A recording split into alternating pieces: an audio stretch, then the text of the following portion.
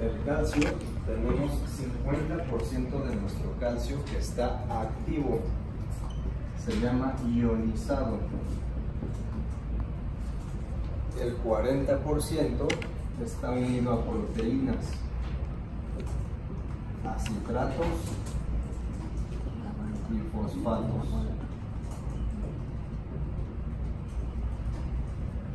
Los concentrados eritrocitarios, que son las bolsas de transfusión, traen citratos y fosfatos para unirse a la hemoglobina. Entonces, cuando tú transfundes a alguien, le estás transfundiendo citratos y fosfatos. Si le transfundes varias veces, te estás transfundiendo mucho citrato y fosfato. ¿Y qué haces con el calcio? Lo unes. Entonces hay una relativa hipocalemia. Ahí está el calcio, pero está pegado a un citrato. Entonces no es activo, porque alguien lo está ocupando. Que hay que darle gluconato de calcio, porque si no empiezan con sintomatología de hipocalcemia. ¿Cuál es? Chevostec positivo y Trousseau positivo, que las manos empiezan a contraer y la cara también. ¿Okay? Y el 10% está no ionizado o inactivo. En la acidosis, acá, esta unión se pierde la unión calcio-proteína. Entonces, ¿qué va a pasar con el calcio? En la acidosis hay aumento del filtrado, pero ese calcio no se pierde, por lo tanto aumenta la reabsorción de calcio. En estos estados se utiliza la fórmula de calcio corregido.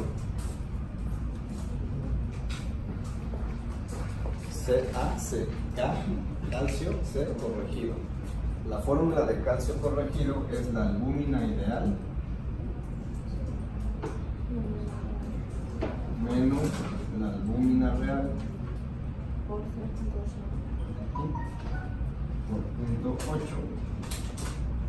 y todo eso se lo sumas al calcio real.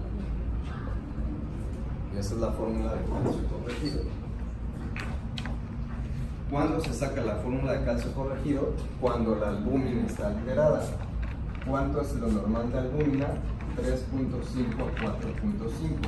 Entonces, cuando la albúmina es menos de 3.5, se tiene que sacar el calcio corregido. Igual si es más también, ¿no? No solo si es menos. Solo si es menos. Okay. Solo si es déficit de albúmina. Porque si hay más, entonces quiere decir que la albúmina está atrapando todo. Entonces, calcio corregido solo con hipoalbuminemia. Ese calcio que nosotros tenemos puede fijarse hasta el 99% en el hueso.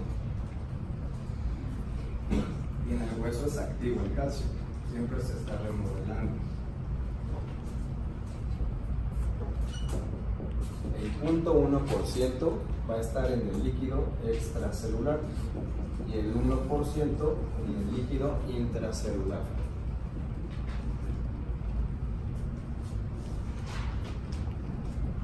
El calcio, cuando se filtra, necesitamos reabsorberlo.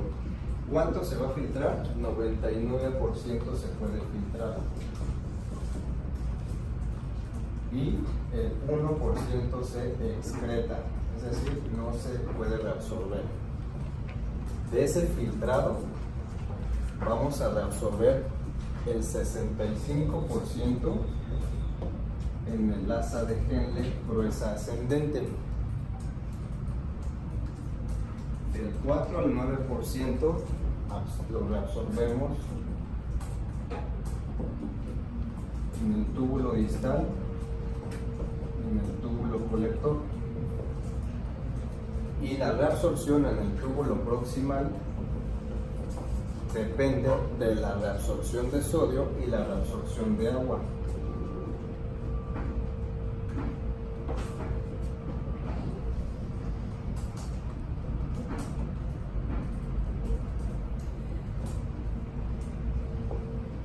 A menor la absorción de sodio y agua, menor la absorción de calcio en el túbulo proximal.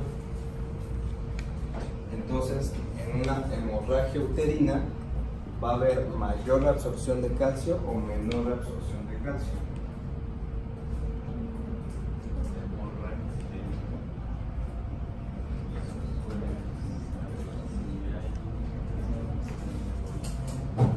¿Qué vimos acá de la hemorragia? Que se activa el sistema simpático. El sistema simpático, por disminución de la dispersión de vasoreceptores, hace vasoconstricción aferente y eferente, aumentando el filtrado glomerular. Si aumenta el filtrado, más bien disminuyendo el filtrado, con mayor reabsorción de cloruro de sodio. Y estamos diciendo que esta reabsorción depende del sodio. Entonces, si hay más reabsorción de cloruro de sodio, va a haber más reabsorción de calcio. Entonces, en la hemorragia, secundaria a la reabsorción de sodio, va a haber una reabsorción de calcio en el túbulo proximal. El asa de Henle y el túbulo distal son independientes del sodio y del agua. Ellos por sí solos reabsorben calcio.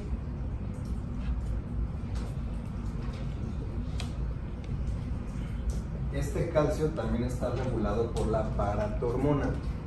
La paratormona, ¿dónde se libera? La paratiroides, como una preprohormona. ¿En qué células?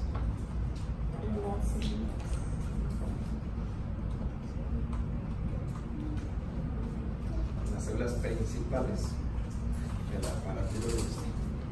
¿Quién es el principal estimulante de la paratormona? El fósforo. Entonces, a mayor concentración de fósforo, mayor liberación de PTH. A mayor liberación de paratormona, ¿qué va a pasar con el calcio sérico? Aumenta. ¿Por qué? Porque hay mayor absorción de hueso y hay mayor absorción intestinal y hay mayor absorción por el riñón. Actúan en esos tres niveles: intestino, riñón y hueso. Se necesitan aumentar todos, por decirlo así, de la misma forma, ¿no? Si aumenta el fósforo, a fuerza tenemos que elevar el calcio para disminuir el fósforo. Okay. Para que el calcio eleve y el fósforo se pueda eliminar por riñón. Es siempre al revés. Si hay mayor calcio, hay menor fósforo. Y si hay más fósforo, hay menor calcio.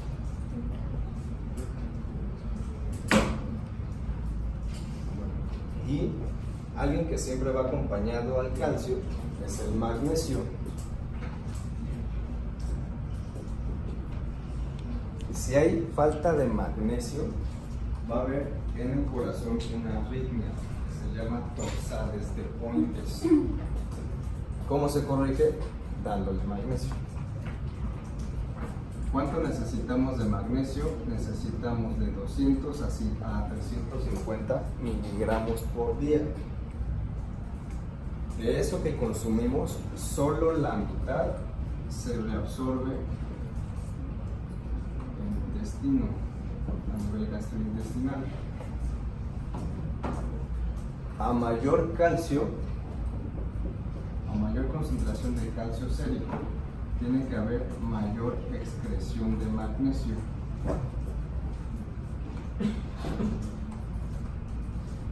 Si hay calcio de 12, tenemos que empezar a tirar magnesio. ¿Cuánto es lo normal de calcio?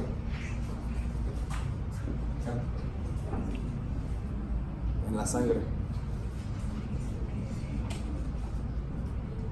Promedio es de 8.5 a 10.5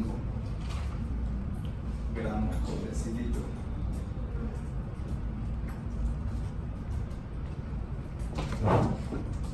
Entonces, en un tumor liberador de PTH, ¿cuánto vamos a esperar a encontrar? En la sangre, más de 10.5, 12, 13. Entonces vamos a tener sintomatología de hipercalcemia. ¿Qué hay que buscar? Lo primero es un adenoma paratiroideo. Entonces hay que pedir un ultrasonido o un ataque de cuello con contraste. Ya, ves el adenoma, hay que quitarlo. Lo quitas y ya se cura. Suena muy fácil. Es muy complicado. Y de esa reabsorción gastrointestinal, de esa mitad, cuando se empieza a filtrar el magnesio por el riñón, vamos a reabsorber el 65% en el asa de Henle gruesa ascendente y el 25% en el túbulo proximal.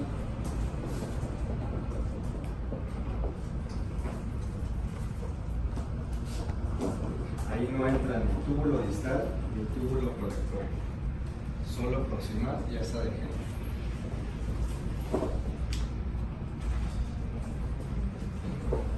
De todos estos se deriva otra fórmula que también ya vimos, que es la osmolaridad sérica total efectiva.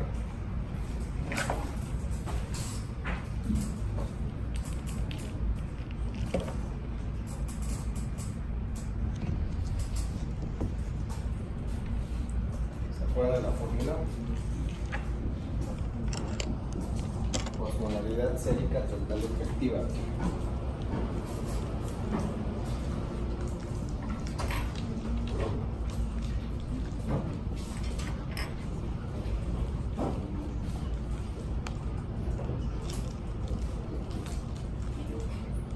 Sodio por 2 más glucosa entre 18.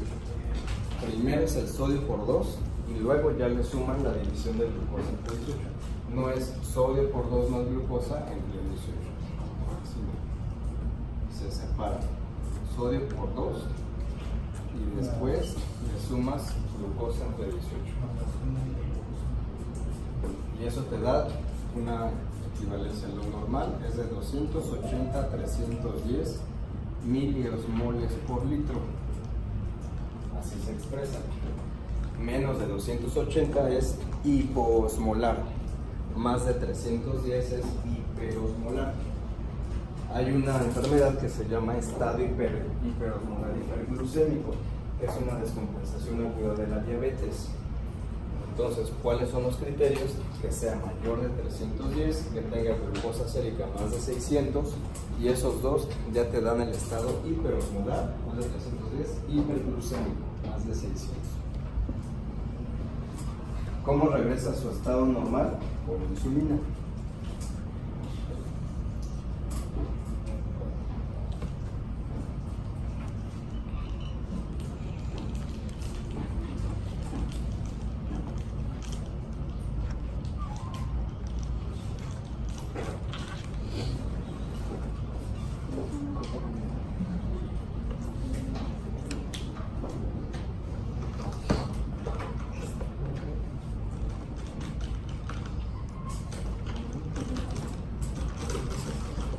Entonces tenemos una osmolaridad sérica promedio de 300 miliosmoles. Eso lo tiene el plasma. Y como vimos, el filtrado glomerular es el plasma, no es la totalidad de la sangre, solo se filtra el plasma. ¿Cuántas veces? 60 veces en todo el día. Que son 3 litros de plasma. 3 por 60, 180. Son 180 litros por día. Nuestro filtrado glomerular normal, diario.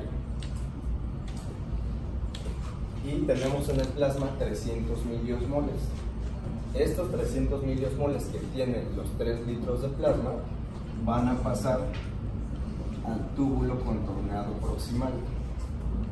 Por lo tanto, el túbulo contorneado proximal tiene 300 miliosmoles, que son los mismos que tiene el plasma. Por lo tanto, el túbulo contorneado proximal es isoosmolar al plasma, porque tienen la misma osmolaridad. Esos 300 miliosmoles se encuentran inicialmente en la médula renal, en la parte de hasta abajo, en la nefrona yuxtamedular. ¿Por qué? Porque es la mínima concentración osmótica que puede tener la médula, porque es similar a la del plasma. Entonces, esos 300 miliosmoles pasan de la sangre por el plasma al túbulo contornado proximal. Empiezan a avanzar y llegan al asa de Henle descendente. Ahí, ¿qué pasa con el agua?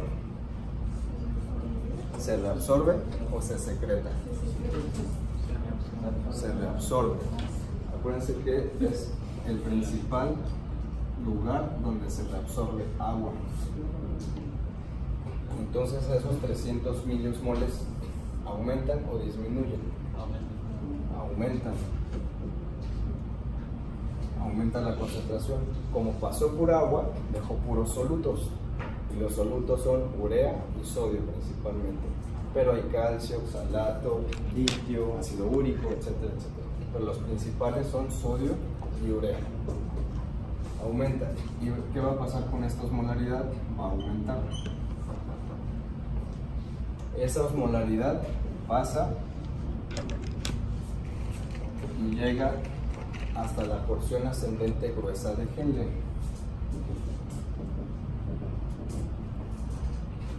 Y esos 400 miliosmoles le van a ceder solutos a la médula renal. ¿Por qué? Porque el asa de Henle gruesa ascendente tiene muchos canales para calcio, para magnesio, para bicarbonato, sodio, cloro, potasio. Entonces hay mucha absorción de solutos. ¿Cuántos solutos van a pasar? Aproximadamente 100.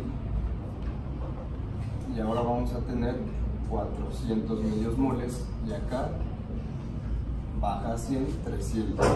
Esos 300 pasan al túbulo distal, y el túbulo distal sigue absorbiendo solutos. Entonces va a bajar a 200 o 150 o 50. La mínima concentración de miliosmoles que puede llegar al túbulo distal son 50. Generalmente no baja de 50. Acá sigue pasando plasma, sigue pasando la sangre en otro ciclo de filtrado con sus mismos 300 miliosmoles. Entonces avanzan los 300 miliosmoles y se absorbe agua, se sigue absorbiendo agua. ¿Cuánta agua se va a absorber? Hasta que se iguale la concentración medular renal. Entonces va a empezar a absorber agua hasta que los solutos alcancen una concentración de 400 miliosmoles para poderse igualar con la médula renal. Esos 400 miliosmoles vuelven a pasar, llegan al asa de Henle gruesa ascendente, y ahí se van a absorber otros 100 miliosmoles.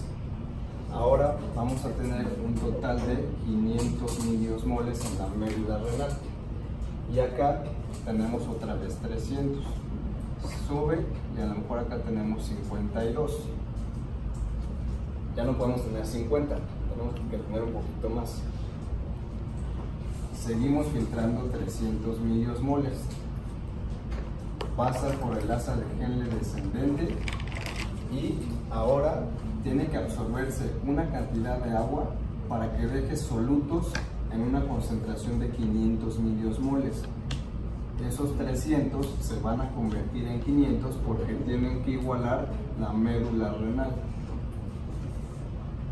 Esos 500 pasan por el asa de Henle y llegan a la porción gruesa ascendente del asa de Henle. Los 500 miliosmoles le ceden 100 miliosmoles a la médula, y ahora vamos a tener 600. Acá perdemos 100, tenemos 400, y conforme va llegando al túbulo distal, ahora vamos a tener 100. Acá va incrementándose y acá va incrementándose también. Volvemos a tener una salida de plasma de 300. Se reabsorbe agua en el asa de Henle descendente. ¿Cuánta agua se va a reabsorber? La necesaria para que llegue a una concentración de 600 miliosmoles de solutos, para que el asa de Henle se iguale a la médula renal. de 600. Esos 600 siguen pasando por el asa de Henle, llegan a la porción gruesa ascendente del asa de Henle y le van a ceder por todos sus transportadores 100 miliosmoles, y ahora vamos a tener 700. Estos 600 ya no son 600 porque le recibió 100, ahora tenemos 500. Se siguen absorbiendo solutos y cuando llega al túbulo distal ahora tenemos, si teníamos 100, ahora tenemos 117. Y así va incrementándose. ¿Hasta cuánto llega aproximadamente aquí? Hasta 150.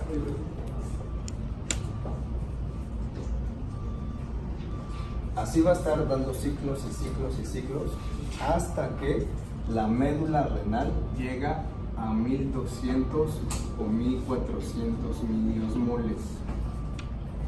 Esa es la máxima osmolaridad medular renal, 1200 a 1400 miliosmoles. Entonces, la mínima osmolaridad medular renal son 300 miliosmoles. La máxima osmolaridad medular renal son 1200 a 1400 miliosmoles.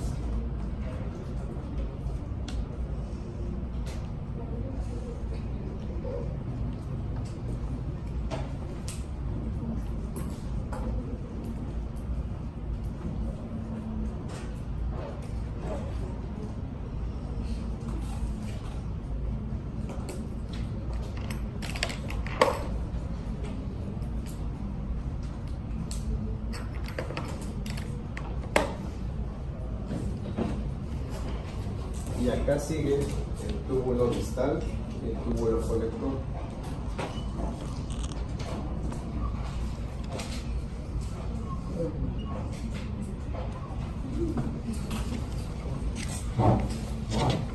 Entonces acá tenemos, llegamos a 117 miliosmoles,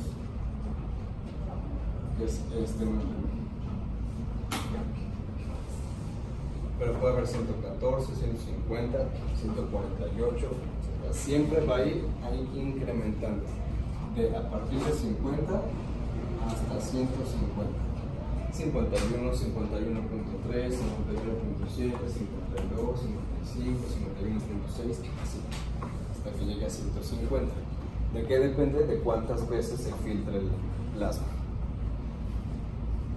Entonces, esta concentración es mayor o menor que 300, menor que la del plasma. Entonces el túbulo distal es hiperosmolar, isosmolar o hiposmolar respecto al plasma. Hiposmolar.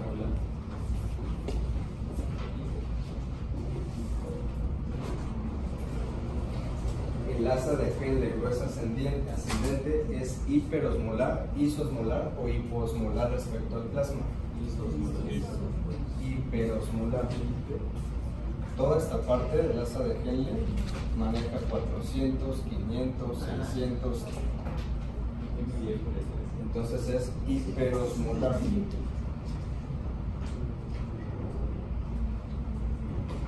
Respecto al plasma, siempre respecto al plasma. Túbulo contornado proximal es el único que es isosmolar, porque tiene la misma concentración de solutos, 300. El asa de Henle descendente va a ser isosmolar, hiperosmolar o hiposmolar. Hiperosmolar, porque va a manejar la misma concentración que la médula renal. Va a ser hiperosmolar.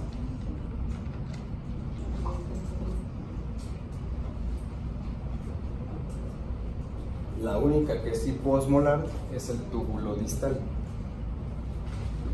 Cuando pasa el túbulo distal, va a empezar ahora a incrementar otra vez los solutos. ¿Por qué? Porque se empieza a concentrar la urea, porque empieza a absorberse agua. Entonces aquí adentro empieza a concentrarse la urea.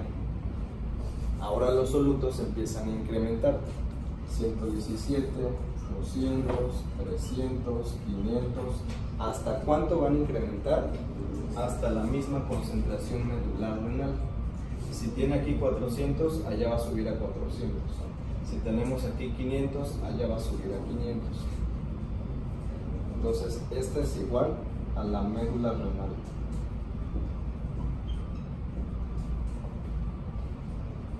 ¿Y qué va a ser el soluto? Casi pura urea. Es pura urea lo que hay aquí. ¿En qué parte es más permeable la urea? ¿En el túbulo colector cortical o el túbulo colector medular? Medular. Entonces, en el túbulo medular se va a reabsorber urea de forma pasiva. ¿Por qué? Por concentración. Es un transporte pasivo el de la urea a partir del túbulo colector medular. Y esta urea que se reabsorbe va a pasar hacia el asa de Henle descendente. Va a atravesar todo el intersticio medular y llega hasta el asa de Henle en su porción descendente. Y va a favorecer la osmolaridad que está aquí adentro hasta en un 40%. Entonces aquí, para subir estos osmoles, para que se igualen a la médula renal, va a ocupar glucosa, va a ocupar sodio, calcio y también urea. ¿Hasta cuánto? Hasta un 40%. ¿De dónde proviene la urea?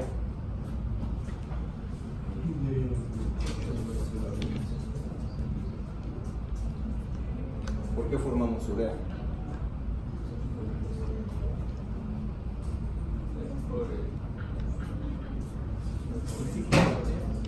Y de dónde viene siquiera la urea.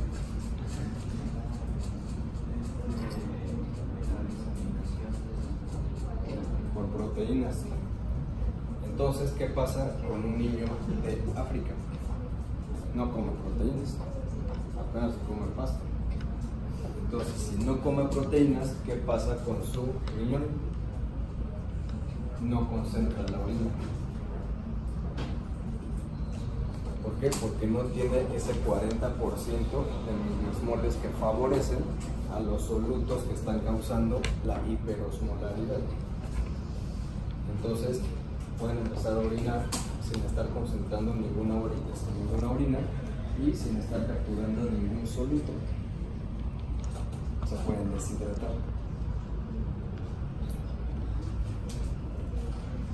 Aquí alrededor de todo esto hay unos vasos sanguíneos.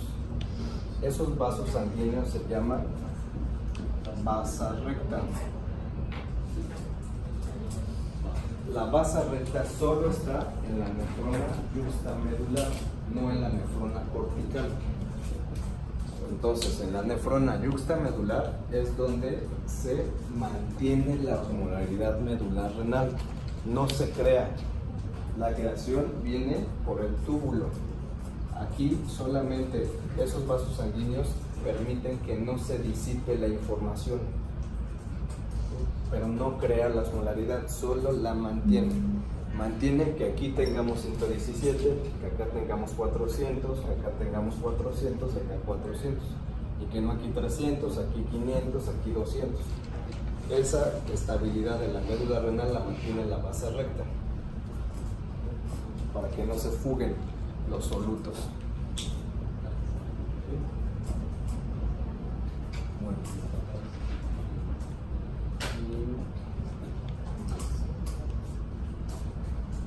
Esta osmolaridad, la fórmula, la vamos a ocupar con el sodio, siempre y cuando el sodio no tenga que corregirse. ¿Cuándo corregimos al sodio? Cuando la glucosa es mayor a 200 hay que corregir el sodio. Y de ahí surge la fórmula de sodio corregido.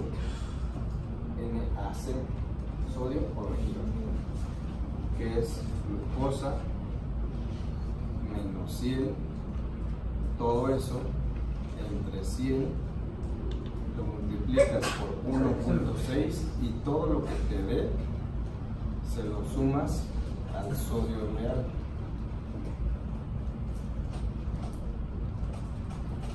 Entonces son tres pasos. Primero, glucosa menos 100 entre 100 eso lo multiplicas por 1.6 y todo lo que te des se lo sumas al sodio que te están dando en laboratorio. Y de ahí sacas el sodio real, siempre y cuando la glucosa está arriba de 200. Y en la fórmula de osmolaridad vas a ocupar el sodio corregido, no el sodio real. Si el paciente tiene glucosa de 199, entonces utilizas el sodio real. Si tiene 202, ya ocupas el sodio corregido. ¿Va a haber mucha variación? No. La variación más importante va a ser cuando usted tiene glucosa de 500, 600, 1000, ahí sí. Porque por cada 200 de glucosa se atrapan 1.6 mil equivalentes de sodio.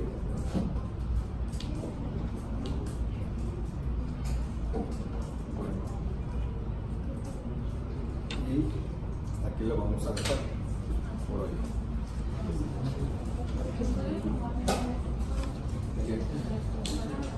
A 135 a 145 miliequivalentes por litro. Menos de 135 es hiponatremia, más de 145 es hipernatremia. La hiponatremia